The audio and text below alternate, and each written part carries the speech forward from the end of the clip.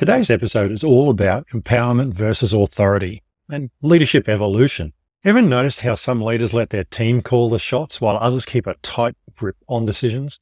We're digging into why sharing power with your team can lead to great stuff, like more creativity and happier teammates. But it's not always that simple, is it? There are some bumps to be dealt with along the way. Plus, I've got some tips on how to rock at being an empowering leader. If you're leading a team or just keen on leadership styles, this is the episode for you. As I always say, leadership is about managing chaos. So let's kick things off with a bit of a historical spin. How have changing times from an industrial revolution to tech boom shaped the way we think about leadership? Is authority fading into the past, or will it always hold a place in being a leader? The old days of the boss says and you do are not gone, but they've become less obvious. And it really does depend where you work. It's easy for people to leave and get a new job these days. So people have to understand, as leaders, we need to approach things differently. I like to think of it as that employees are just like volunteers. They volunteer to stay there and work for you, and not just because you keep paying them. There's often more to their decisions than money. And that's been reinforced many times over by different organizations that are having trouble with retention. And that's in every field, from defense to small business. Doesn't matter how much you pay someone, sometimes they just want to go because they're looking for a new challenge or something's different. Employees these days grew up in a different environment than their bosses.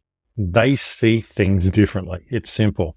The whole boomer versus millennial thing is real, but it doesn't have to be. It's nice to say that's the problem, but it's not really. It's not the age groups that's the problem. That has always been a problem. Older people see things different to younger people, and younger people see things differently to older people. That's life. That's got nothing to do with generations. Yes, there's differences in the generations, but that doesn't necessarily have anything to do with the problems that you're facing. I think respect for authority is still an important part of working in a team, but that authority doesn't have to be authoritarian, e.g. just ordering people around like we used to see when I was younger, which is going back a few years now. Leadership, and therefore management, has evolved a lot over the last 30 years. When I was an apprentice, you did what you were told and you didn't ask why. These days, that probably wouldn't work in most workplaces. And more often than not, people probably take the time to actually explain why you need to do something, because the way we learn has changed as well. Most leaders take time to at least explain why things are happening, so everybody's on the same page. Now, that's not always possible, but at least they try. On the fireground, we get our orders, but they normally come with a simple explanation, e.g., we need you to do this because we're trying to stop that from happening, which will allow us to achieve this. Remember, it's not hard to give people instructions with a little bit of a why built in. Just need to do this because of this so we can achieve that. It's a very simple formula. When you're dropping off loads of gravel all day, I guess the why really isn't as important. But understanding that getting this material to a site urgently might be the chance at a long-term contract with the company you work for, and therefore ongoing employment for you when times are tough and you have a mortgage to pay, will help you to approach how you do that delivery more effectively. Empowering someone with the right knowledge is more effective than being authoritarian and telling them what to do. But look, before we get lost in all these sorts of things, let's break down these terms. What exactly do we mean by empowerment and authority? What are the strengths and weaknesses, and can they actually coexist? Here's how I personally see these terms. Authority is often seen as when I order you to do things and I don't care if you want to do it or not. I give you no reason why or help you to understand. There are times, like when a fire is raging towards me, when I have to be authoritarian. Do this now, because otherwise someone's going to get hurt. Okay? An authoritarian always takes me back to the days when my dad said things like, because I said, I don't just react well at all to being ordered around. I understand that in the army, for example, that's how things are structured. But if you use your chain of command effectively, you can still empower people while being authoritarian in your commands. Being authoritarian doesn't mean you need to be a bastard, okay? You can empower people too. Empowerment is giving people the opportunity to lead their own part of a situation. It's giving them the information they need to make good decisions and a level of control over other people and themselves. That gives them the ability to solve the problem their way. When people are empowered, it gives them a chance to show you what they're capable of, and often displays ways of solving problems that you wouldn't have thought of, because different minds think differently. Empowerment's about delegation rather than ordering. Yes, you're going to give someone a task to do, but you're trusting them to make it happen. You're not micromanaging them. If you want certain things completed in a specific order, then add that detail to the task. They can still do it, but you just need it done in a certain way. Empowered leaders reach their potential because they're allowed to do it their way. This is essential for learning. The fire service empowers volunteers to take what they've learned and apply it how they want to put out a fire by learning best practice and seeing it in action. They learn how and make it happen in their own way. Okay. They take the experience and the formulas and the theory and all that we know works and apply it in their own particular style. And that's what's empowering about it. Yes, you're still working to a safe system, but you have your own spin on it. That said, firefighters are still responsible to a chain of command, and we need to ensure that we achieve our missions. I don't think it's authority versus empowerment necessarily. Leadership is about combining both of these to achieve the best result for your team. When everyone is happy and getting things done together.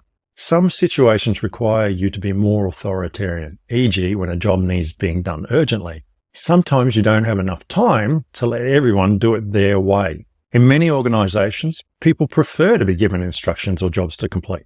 You don't need to tell them how to get them done or how to get to the result, though. Being authoritarian is important when teaching people new skills or systems to ensure that they understand the importance of the steps involved and why. Otherwise, they don't get the right knowledge and information and training to be able to complete activities as a leader successfully. You need to know which method or blend is best, and that comes from experience in leading. Some teams do respond to different styles, and you have to change. When things are in chaos, be more authoritarian. When all is good, you can be more empowering. But there's always a crossover there, and that's what makes teams work even more effectively when they're under rapid change. Okay, enough talk. Let's get tactical. What are some concrete steps we can take to empower our teams? Give everyone the chance to lead, no matter what experience level they're at. Pair them with someone to stand by them and guide them if needed. Don't do all the jobs yourself. Delegate to competent people. Let your people make mistakes within reason and within safety. Never take over someone else's job. Always just ask them if you can help them or assist them. Use your manners. Please and thank you go a long way in making people feel better about what they're doing. Congratulate people on their milestones or on completing an important task. Make sure that you're regularly evaluating yourself as well, not just people working with you. You need to evaluate what you're doing. Are you being a good leader? Be honest, but not brutal with feedback. Sometimes that can be hard. Sometimes you need to cool down and think about what you're going to say beforehand, and even then you might get it wrong. But at least be fair. You don't like being smashed. Neither does anyone else. Celebrate with people and spend a little bit of time socially with them.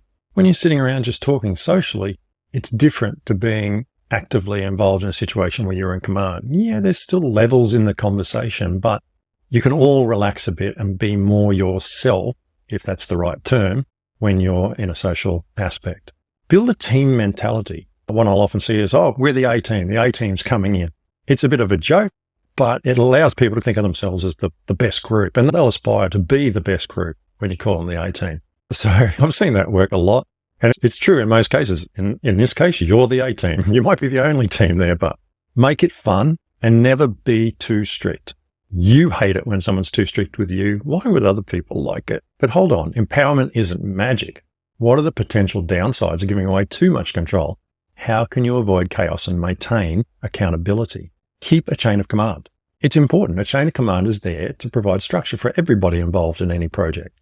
Get regular updates from people on how they're going. Doesn't have to be every minute. It can be every day or every week or whatever. It depends on the project. Keep up to date.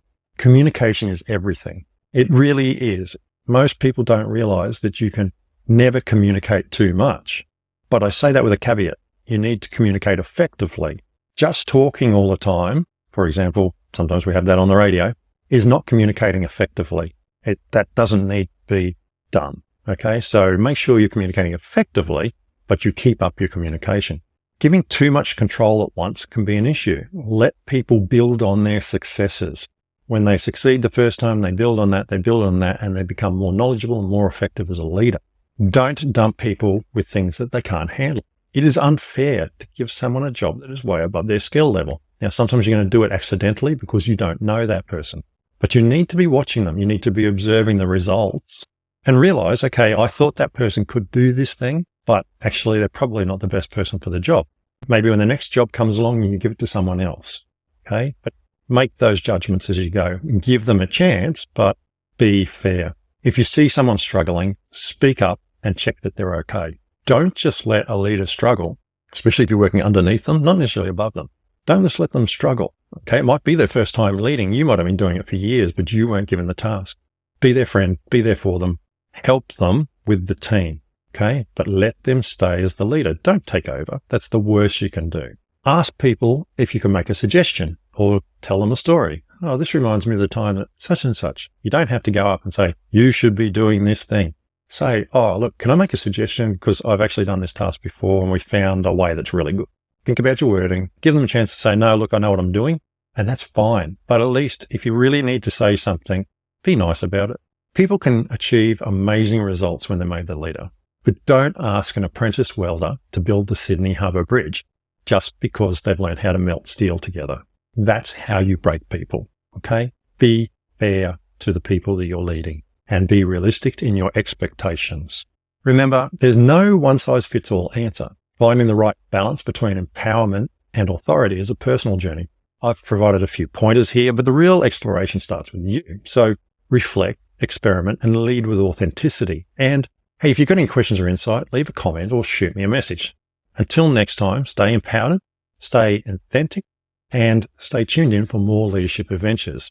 If today's episode has sparked new ideas or resonated with you, I encourage you to share it with others who might also find value in these lessons. Don't forget to subscribe to the Leaders in the Line of Fire podcast for your more insights into leadership.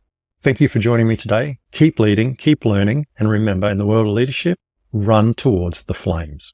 See you in the next episode.